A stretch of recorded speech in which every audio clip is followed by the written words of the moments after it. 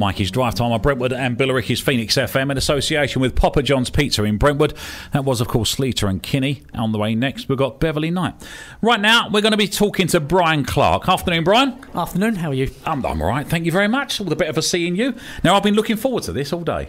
All right. I really have, honestly. Brian Clarke is representing the CIPHE. Now, you're going to tell us, first of all, what CIPHE stands for. It's the Chartered Institute for Plumbing and Heating Engineers. So you're a plumber. I'm a fully qualified plumber to level 3. I was teaching a few months ago, and now I'm in a new job where I'm the technical and education manager. Okay, so you what does the CIPHE actually do? We're a professional body that monitors the quality of tradesmen. We have a database and a royal charter to have that database of trained plumbers in the UK. We have in the region of 8,000 members ranging all over the UK. We have the odd members in Ghana, South Africa. Oh, really? And 500 over in Hong Kong. Oh, my word. So you're quite widespreading then? We are very widespread, and we do have a good database of plumbers out there. Now, I've just had a go at your little database on your website, and this is fantastic. I've put in my postcode, and it's given me a list of about 10 or 15 that are in my area. Yes, and they're all approved plumbers. We've checked the qualifications with the certificating people. So Sitting Guilds, for example, is one. So when it ain't just a case of you can buy a certificate off eBay, ask to be a member, and we'll go, yeah, no worries. There's quite a rigorous membership process, and we have different levels of membership. So if you're just passing your very first plumbing course, you'd come in at the lower end, and the more qualified you become, the more higher up you become. Gotcha. Because I mean, the plumbers are one of those things. It's one of those irritating things where when you want one, you don't know where to turn for the best. And you can answer these little cards that you see in post offices and call them up, but you really don't know, do you? You don't know what you're getting. Unfortunately, we live in a world where, unfortunately, plumbing's not regulated. So anyone could decide tomorrow they want to be a plumber. Oh, really? I didn't realise that. However, they have to follow laws. Yeah. Whereas what we do is we make sure there is a quality in place. They are trained. Yeah. And they've got accredited credentials. They're not just bits of paper that someone's went off and got. And we also look at CPD. We assist in further training of plumbers, and we're there to answer calls from the general public. So if you have got a problem, you can ring up. We'll give you advice. We can even find you a plumber in your local area if you're not internet based. So we do appreciate there are older people, younger people that don't have the internet facility. Yeah. But everyone has a phone. Everyone has a radio. Oh, fantastic. You can phone up and you'll have myself or one of the other members of the team is more than willing to help you find a plumber or help you out with your problems. See, this is fantastic for the OIPs, I think, to be honest with you, more than anything else, because they can have some confidence that the person turning up at their front door knows their beans. Yeah, I mean, even if one of our members turns up your door and you're not comfortable, then you can ring us up, and if you've got a problem, let us know, and you can raise a complaint against them, and we will investigate it fully. Yeah.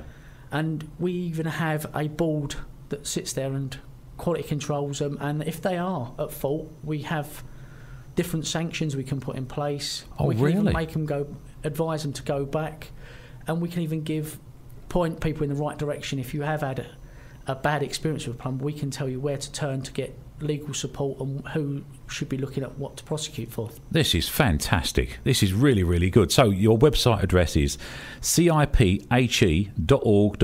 ciphe.org.uk. Go and have a look on there. Try it out first of all. Put your website, put your postcode in, and then just see how many good quality plumbers are in your area. Now I've made, I hope you don't mind, I've made up a few questions that I want to ask you. That's fine. Because I go back to the years with my dad when the loft used to freeze. Yep. You know where I'm going with this. The water tank in the loft, which is, I presume it's almost a thing of the past now. We're in a realm where we've still got some knocking around. We've come into the realm where everyone wants a combi. Oh, they're lovely. I've got a combi now. Oh. And there are what we in the UK we class as newer systems, but if you go out to the broader Europe, we're actually about 40, 50 years out of date. Oh, really? Yeah, I mean, we've got stored hot water still, but we don't have the tanks and loft. It's mains pressure. So the joy of your combi, where you have almost mains pressure water. Yeah. But it's a limited flow if you turn bath on and someone puts the washing machine slows on. Right down, it slows down or you get cold. It gets colder as well, yeah, that's right. Well, with this, you've got the stored hot water, so you don't have that. and it's a lot faster. So, oh really? With a combi, it takes forever to fill your bath. Yeah, that's right. With a new one, you don't have that problem. Oh, it's fantastic. Oh, things are changing really quickly then. It's a rapidly changing industry, and this is why we have the CPD for qualified plumbers. We advise them what's changing, what's new, what's better out there. And if people want advice, I'm on hand. I've spoke to L Design magazine in the last couple of months, advising about how to fit a bathroom in a bedroom. So that's an article that's coming up for them soon. So we are out there to help everybody. Well, as I was saying, I'll go back years and years when you had a water tank in the loft. During the winter, it used to freeze. Yep. So you had no cold water, and there was always this: don't drink the water out the tap in the bathroom. Drink it out the tap because you don't know what's filling in the tank. So if we went on holiday, there was always this fear, really, that if it was cold, if we went in January, February, for example, it would freeze over, and the pipes would burst, and we wouldn't know anything about it.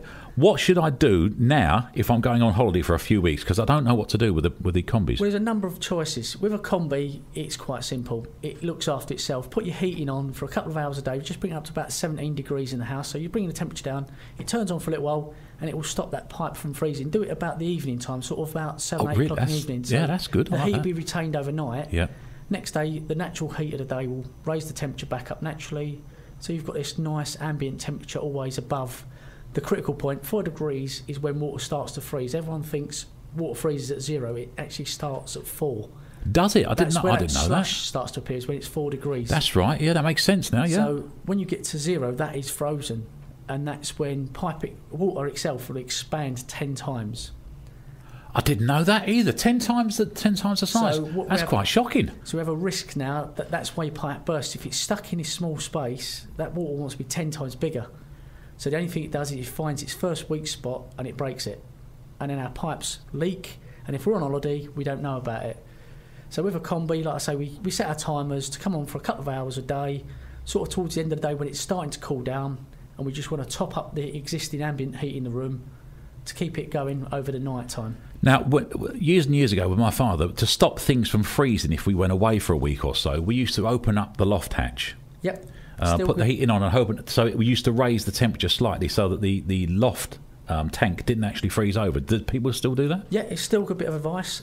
If your cold water storage system in your loft is not insulated, insulate it. There are new modern ones come with an insulation jacket. Right. It has its own insulation package that comes with it as a kit these days. Yeah. Wrap it up. That will help it out. If you're having your loft insulated, make sure they don't insulate underneath either.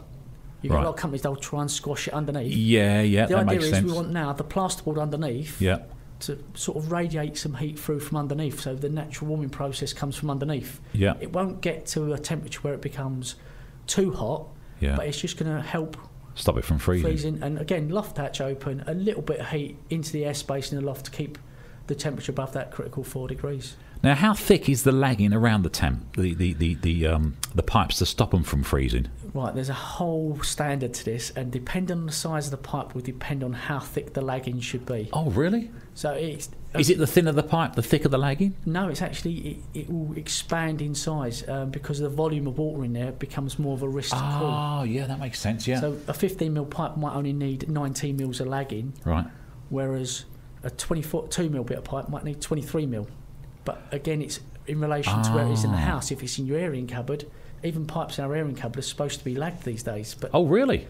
Everything within a metre of the hot water cylinder should be lagged by current laws. If it's not, it's okay, because if it's not been done before 2010, it's still in the old rules. Yeah. So don't run out and complain your plumber from 10 years ago has done the wrong job. You know, we're getting better at how to save money in the world. Which is good. So we're now going, well, if we lag within a metre, it retains that heat a bit more in there before the pipes start to get exposed. Also, water going up into our loft doesn't get too hot. We don't want it to get hotter than cold, because it starts to change the taste of the water. Yeah, it does, yeah. And, you know, when you was talking about don't drink what's in the loft, you'll be surprised what people find in cold water storage tanks in lofts. I can imagine. Think of all the bugs you've found up there in the past when you walk in the loft space. It's always dark, dingy, dirty. Yeah, it's horrible. It's all you can do to bath in it, let alone drink it. Yeah, it's a scary thing that we still have this. But like I say, new systems, we now have screw-down lids so there's nothing can get in there. And these are all laws that have been coming in since since the year dot. Yeah, since plumbing started, they've always been involving. We're changing rules yearly. There's always a change somewhere. So for any qualified plumbers out there or people that are plumbing, it's good to go out or look what's about. Yeah. Talk to us. We can advise you what to do to get qualified and stay up to date. Let's give you your website address again. ciphe.org.uk. Now, if I do have a burst pipe, say I'm laying in bed one night, all of a sudden the pipe goes up the loft. What's the first thing I should do? You want to turn the water off because you want to stop that flow of water as quickly as possible. Okay. Less water escapes, the less damage you're going to get. Right. So what is good thing to do is now, while you're at home having a cup of tea or on your way, and when you get in, just have a look where your cold water stop tap is that comes into the house. Is it under the kitchen sink? Have you got a downstairs bathroom where it's sat there on its own? Make sure you can get to it quite easy, because if it does burst, that's where you've got to go. Quickly, yeah. The quicker the better. And we all know a kitchen sink's got the world's worth of stuff wrapped around under it. We need to get in there, turn it off. And a good bit of advice is, rather than waiting until it's happened, because what will happen is it'll sit there and it's probably seized in place because it's not been touched for about 10 years. Yeah. Go in there. As usual, yeah. Have a little feel. When you do open it, turn it back a quarter of a turn. Because if it does seize, you've got a bit of give to pull it backwards and forwards to start to ease it up. Yeah. It will probably start to leak out around the nut at the top, but that's a lot easier to fix than having it and snapping the handle off when you're trying in a panic. It's seized. Because you're going to go, I need to get the water off. You'll go and grab a big tool, that's all that goes on. Next thing it snaps off. If that does happen, go outside. On the pavement outside your house, you'll have a little metal cover, and it will say water across it. Right. Lift it up, put your hand down now, ignore the spiders, and give it a turn off out there, because that one will probably be a lot more freer because it's normally covered in mud, so it's not exposed to the air, so it won't seize or corrode as much. So, as you say, stop valves are normally under the sink or in the kitchen downstairs. In mine, it's in the garage that we've converted into another room.